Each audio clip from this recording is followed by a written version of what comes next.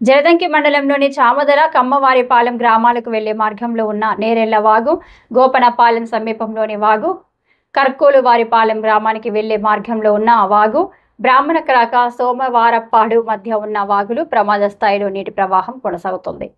వాతావరణ ప్రభావంతో 3 రోజులుగా కురుస్తున్న భారీ వర్షాల కారణంగా మండలంలోని పలు చెరువులు నిండి అలుగులు పారుతుండటంతో కొన్ని బ్యాగుల్లో ప్రమాద స్థాయిలో నీటి ప్రవాహం కొనసాగుతుంది.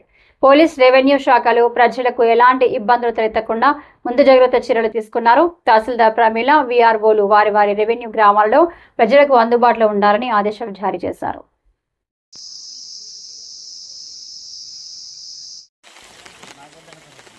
అది 10 సెకండ్లు చూడదు.